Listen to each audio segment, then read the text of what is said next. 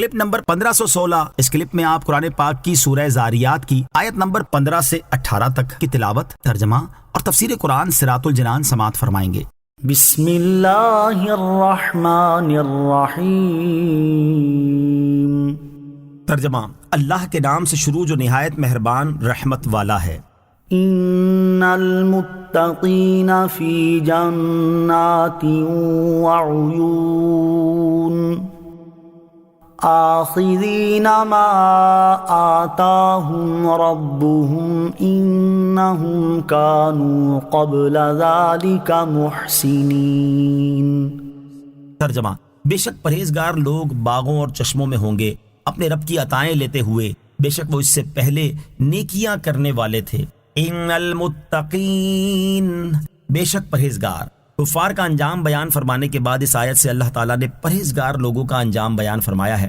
چنانچہ اس آیت اور اس کے بعد والی آیت کا خلاصہ یہ ہے کہ بے شک پرہیزگار لوگ ان باغوں میں ہوں گے جن میں لطیف چشمے جاری ہیں، اور اللہ تعالیٰ انہیں جو کچھ عطا فرمائے گا اسے راضی خوشی قبول کرتے ہوں گے۔ بے شک وہ جنت میں داخل ہونے سے پہلے دنیا میں نیک کام کرتے تھے، اسی لیے انہیں یہ عظیم کامیابی نصیب ہوئی۔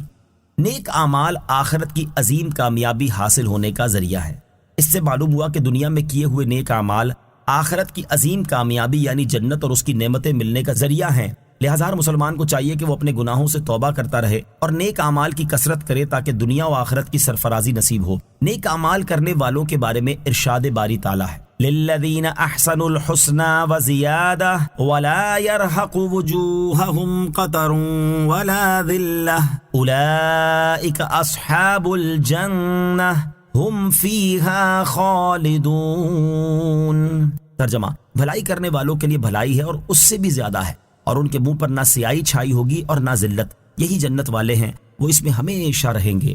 اور حضرت جابر بن عبداللہ رضی اللہ تعالیٰ عنہ فرماتے ہیں، حضور پر نور صلی اللہ تعالیٰ علیہ وآلہ وسلم نے ہمیں خطبہ دیتے ہوئے ارشاد فرمایا، اے لوگو، مرنے سے پہلے اللہ تعالیٰ کی بارگاہ میں اپنے گناہوں سے توبہ کر لو اور مصروف ہو جانے سے پہلے نیک اعمال کرنے میں جلدی کر لو، اور ذکر کی کثرت سے اپنے اور اپنے رب عز و جل کے درمیان تعلق پیدا کر لو۔ اسی طرح ظاہری اور پوشیدہ طور پر صدقہ دیا کرو تو تمہیں رزق بھی دیا جائے گا، تمہاری مدد بھی کی جائے گی اور تمہارے نقصان کی تلافی بھی کی جائے گی۔ اللہ تعالیٰ ہمیں گناہوں سے بچنے اور نیک اعمال کرتے رہنے کی توفیق عطا فرمائے، آمین۔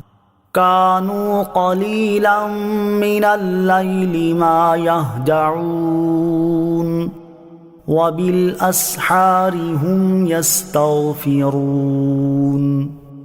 ترجمہ، وہ رات میں کم سویا کرتے تھے اور رات کے آخری پہروں میں بخشش مانگتے تھے۔ کانوا قلیلا من اللیل ما یہجعون، وہ رات میں کم سویا کرتے تھے۔ اس آیت اور اس کے بعد والی آیت کا خلاصہ یہ ہے کہ پرہیزگار لوگوں کا نیک اعمال کرنے میں حال یہ تھا کہ وہ رات تہجد اور شب بیداری میں گزارتے اور رات میں بہت تھوڑی دیر سوتے تھے، اور اتنا سو جانے کو بھی اپنا قصور سمجھتے تھے، اور رات تہجد اور شب بیداری میں گزارنے کے باوجود بھی وہ خود کو گناہگار سمجھتے تھے، اور رات کا پچھلا حصہ اللہ تعالیٰ سے مغفرت طلب کرنے میں گزارتے تھے۔ رات کا آخری حصہ مغفرت طلب کرنے اور دعا مانگنے کے لیے انتہائی موزوں ہے۔ اس سے معلوم ہوا کہ رات کا آخری حصہ اللہ تعالیٰ سے مغفرت طلب کرنے اور دعا کرنے کے لیے بہت موزوں ہے۔ یہاں اس سے متعلق ایک حدیث پاک بھی سماعت کیجیے۔ چنانچہ حضرت ابو ہریرہ رضی اللہ تعالیٰ عنہ سے روایت ہے، اور یہ بخاری شریف کی حدیث ہے کہ نبی اکرم صلی اللہ تعالیٰ علیہ وآلہ وسلم نے ارشاد فرمایا، ہمارا رب تعالیٰ ہر رات اس وقت دنیا کے آسمان کی طرف نزول اجلال فرماتا ہے جب رات کا تہائی حصہ باقی رہ جاتا ہے، اور فرماتا ہے، کوئی ایسا ہے جو مجھ سے دعا کرے تاکہ میں اس کی دعا قبول کروں، کوئی ایسا ہے جو مجھ سے سوال کرے تاکہ میں اسے عطا کروں، کوئی ایسا ہے جو مجھ سے معافی چاہے تاکہ میں اسے بخش